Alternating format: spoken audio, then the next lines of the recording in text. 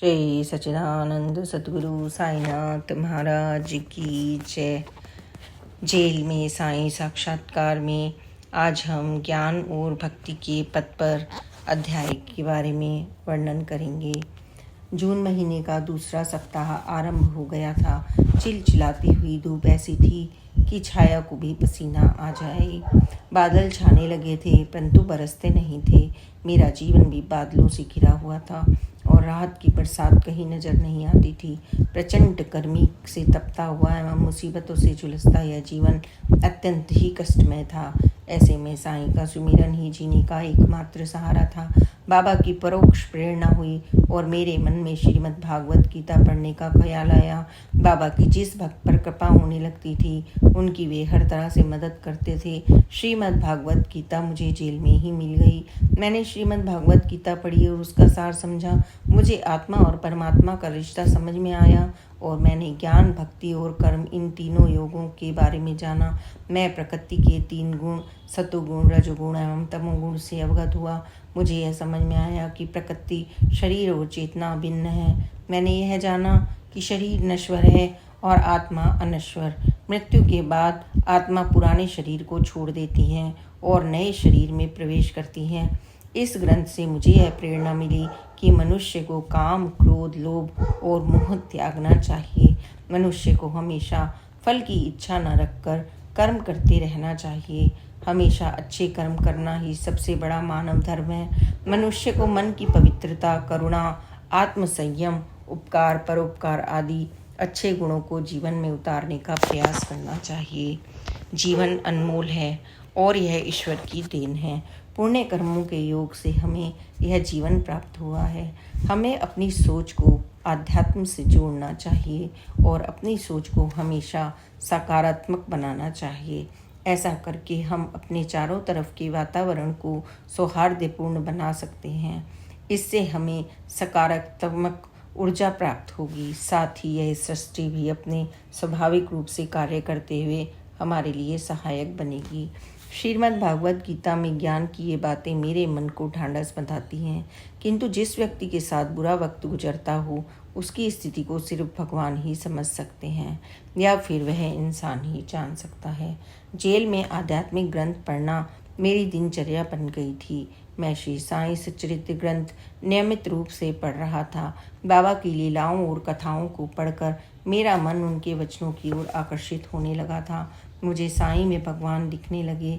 मुझे उनमें ब्रह्मा, विष्णु, महेश, माँ दुर्गा, माँ काली, माँ सरस्वती नजर आने लगे। धीरे धीरे मैं सारी देवताओं के साथ बाबा की पूजा अर्चना करने लगा। मेरा मन बाबा की लीला और महिमा में पूरी तरह रमता गया। मेरा रोम रोम साईं गीत गाने लगा। मैं बाबा को अपने हृदय में महसूस करने लगा। जेल में कई कैदी मेरा मजाक उड़ाकर आनंद लेते।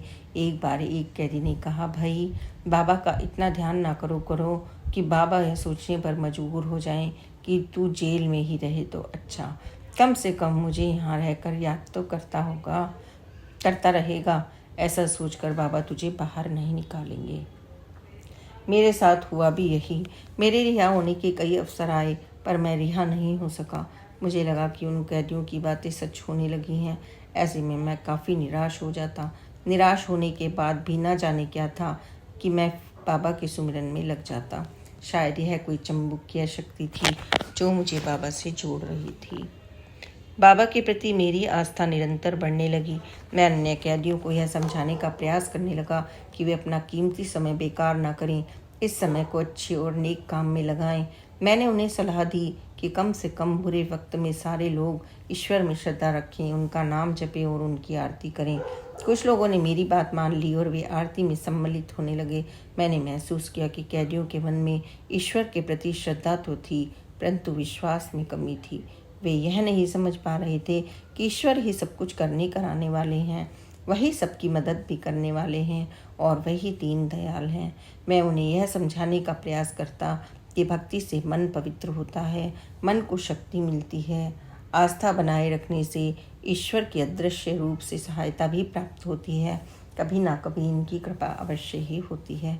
अतः समय व्यर्थ न कर आलस्य न करें, समय का सदुपयोग करें और इसे अच्छे कार्य में लगाएं।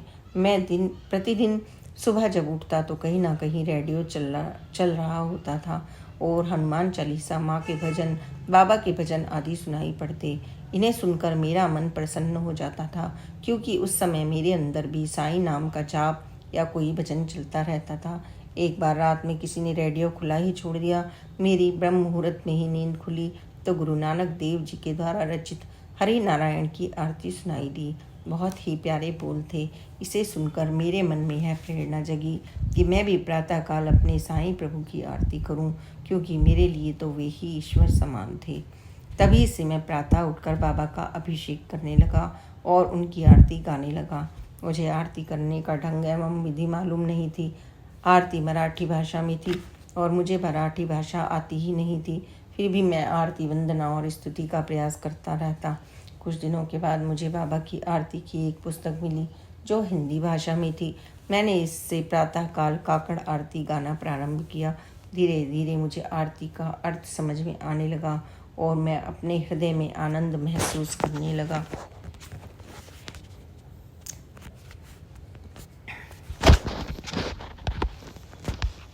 आरती करने के बाद मैं बैरक खुलने का इंतजार करने लगता। मैं थाली में पानी का लोटा, चंदन, पुष्प, धूप, प्रसाद आदि रखकर शिवलिंग के करीब जाता। मेरी बैरक के बरामदे के पास ही एक पीपल का पेड़ था और उसके नीचे शिवलिंग था। यह तुलसी के पौधों से घिरा हुआ था। मैं ओम नमः शिवाय का जप करते हुए शिवलिंग पर दूध और जल चढ़ाता, फिर उस पर चंदन लगाकर त्रिपुंडाकार तिलक लगाता, फिर पुष्प चढ़ाकर अभिषेक करता। फिर मैं प्रेम और भक्ति भाव से ओतप्रोत होकर थोड़ी देर तक पवित्र नाम स्मरण करता रहता। थोड़ा सा जल मैं सूर्य देव को अर्पित करता। पूजा करके मैं कैदियों को प्रसाद वितरित करता। ऐसा करके मैं अत्यंत प्रसन्न होता था। शिवलिंग एक चबूतरे पर स्थित था। चबूतरा टूटी हुई हालत में था। मैंने प्रयत्न करके कुछ लोगों की मदद लेकर उसका जीर्णोद्धार करवाया। फिर शिवलिंग और उसके आसपास की रौनक देखने में काफ़ी अच्छी लगती थी। सुबह चाय आदि पीने के बाद मैं समाचार पत्र का इंतजार करता था। मैं समाचार पत्र को इस आशा से देखता था कि शायद पत्नी के कत्ल से संबंधित कोई खबर इसमें छपी हो और असली कातिल पकड़े गए हों। पूरा समाचार पत्र उलटने पलटने के बाद जब कोई खबर नहीं मिलती तो मैं मायूस हो जाता। मैं यह आशा लगाए रखता था कि शायद कल ऐसी कोई खबर छपे जिसमें हत्या का खुलासा हो। अतः मैं अगले दिन के समाचार पत्र का बेसब्री से इंतजार करता। समाचार पत्र में कई आध्यात्मिक लेख भी छपे होते थे। मैं उन्हें गहराई से पढ़ता। धर्म, धार्मिक आस्था, धर्म ग्रंथ, धर्म गुरु आदि पर छपे लेख पढ़कर मैं उनकी अच्छाइयों के बारे में चिंतन करता और उन्हें अपने जीवन में उतारने का प्रयास करता। कुछ लेख पर्व और त्योहारों के विषय में होते थे। इन्हें पढ़कर मुझे यह जानकारी मिली कि ईद, क्रिसमस, गुरु पर्व, दीपावली आदि क्यों मनाई जाती है और इन धार्मिक पर्वों का क्या उद्देश्य है। इस प्रकार से मुझे विविध धर्मों के बारे में कुछ ना कुछ ज्ञान प्राप्त होता रहता था। कभी कभी गीता, रामायण, गुरुवाणी आदि के उपदेश एवं संदेश पढ़ने को मिलते थे, जिन्हें पढ़कर मन में काफ़ी आनंद की अनुभूति होती थी। श्री सच्चिदानंद सतगुरु साईनाथ महाराज की जय। बाबा की लीलाएं सुनने के लिए प्लीज़ इस चैनल को आप सब्सक्राइब करें, लाइक करें और शेयर करें। ओम साई राम, जय साई राम, ओम साई राम।